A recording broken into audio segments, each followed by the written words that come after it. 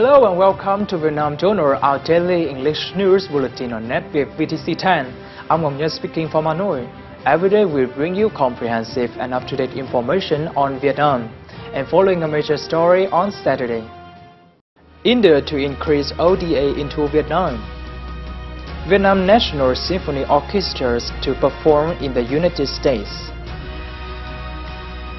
And we'll meet a United States director learning Vietnamese tea ceremony. India Minister of Finance Pranab Mukherjee said his country will increase official development assistance or ODA into Vietnam. This information was officially announced at the recent meeting between officials of two countries in New Delhi. Indian representative says India will create favorable conditions for Indian enterprises seeking investment opportunities in Vietnam. India also boosts partnership between Vietnamese and Indian enterprises. India put priority to project improving infrastructure for Vietnam.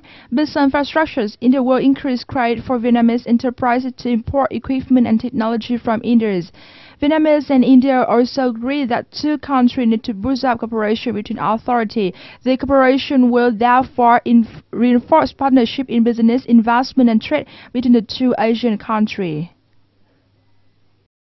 Vietnam is finalizing a draft circular on the issuance of preferential import tariffs on auto vehicles and parts imported from other members of the Association of Southeast Asian Nations or ASEAN.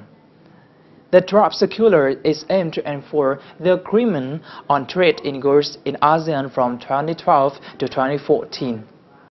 The draft circular indicates the tax rates of most types of passenger car units imported from ASEAN will be reduced to 70% in 2012. The duties will then be reduced to 60% in 2013 and 50% in 2014. In 2008, Vietnam issued a preferential of import tariffs to implement the overall agreement on priority programs of tariff treatment in ASEAN countries from 2008 to 2013. The tax rate for all kinds of auto parts will be reduced to 0% from the current levels of around 5%. And following is some other business news in brief. Germany's Adidas has signed a leasing contract with Vietnam's Bitexco real estate developer. The contract is aimed to prepare for the establishment of the largest Adidas store in Vietnam this month. Adidas Vietnam said this is the 50th and most unique store of the company in the Asian country. The store will showcase all Adidas brands including sports performance, originals, Adidas Golf and TaylorMade. Vietnam has improved its rank 3 places to the 14th in the Asia-Pacific Telecommunications Business Environment Rating. The rating is released by the UK-based Business Monitor International or BMI. Vietnam sits ahead of Thailand, Laos, Cambodia and Sri Lanka. BMI says the country rating has improved thanks to the fast-growing mobile phone service segment. BMI estimates Vietnam ARPU at $4.49 for one subscriber. Green growth has been a popular trend for both developed and developing countries to deal with the climate change. VTC 10 reporter had recently sat down with John Pearson, the head of United Kingdom Regional Climate Change Network in Southeast Asia. He talked about the United Kingdom's support for Vietnam's green growth. Thank you, Mr. John Pearson, for joining our talk today. Can you give some examples of UK's support in Vietnam's adaptation to climate change? Yeah, we've worked a lot with Vietnam over the last couple of years. For example, we currently have a project with the World Bank and the Vietnamese government to set up a climate partnership that will help Vietnam develop a low-carbon, climate-resilient development strategy for the coming years. We have worked in the past with Vietnamese government officials to provide training in green growth economic policies, and officials from a range of ministries have taken part in that. And we've also worked with the UK Met Office to provide training in climate forecasting, a UK developed model that allows climatologists to develop quite localised forecast scenarios for how climate change will affect a region in the future. So we've done those projects and they've been successful, and we'll continue to look for good opportunities to work together.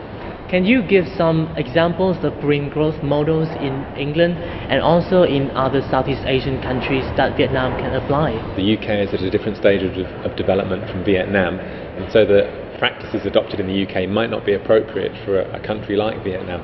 But in the UK we have introduced a range of measures to try and encourage a low carbon society, one that isn't so reliant on fossil fuels. The main legislation behind that is an act that was passed in 2008 called the Climate Change Act, and the main element of that is that we have set up some carbon budgets. These are like financial budgets, but basically it says that over a 5-year period the UK can only emit a certain amount of greenhouse gases. The UK wants to reduce its greenhouse gas emissions by 80%, 80%, compared to 1990, so we really need quite a strong plan to do that. And in addition, we've got some measures that are supporting low emission vehicles, electric cars, electric buses, things like that, in the hope that we can roll out more electric vehicles on the streets of the UK as we go forward. But in Southeast Asia, I think you can see that a lot of other countries are already trying to implement similar measures. In Malaysia, there was a new Ministry of Energy and Green Technology that has got a green financing scheme to try and help Malaysian companies develop green products. You can see in Thailand that they are got some very good schemes for companies to implement energy efficiency measures. This is a sort of a loan scheme that works quite well. So how do companies in Vietnam apply environment-friendly technology economically? There are many ways that organisations can reduce their greenhouse gas emissions and save money at the same time. Now, the main way of doing this is through energy efficiency.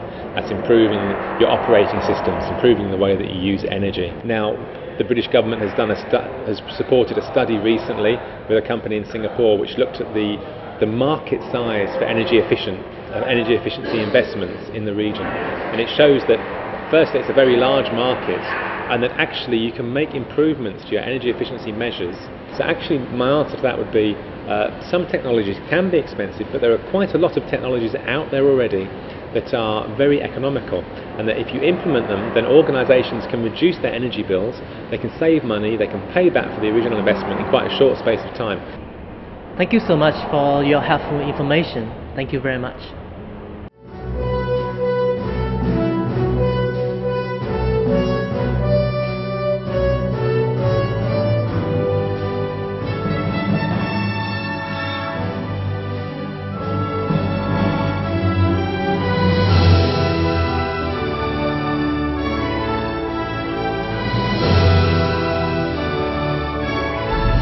Vietnam Journal. It's not just news, it's life in Vietnam.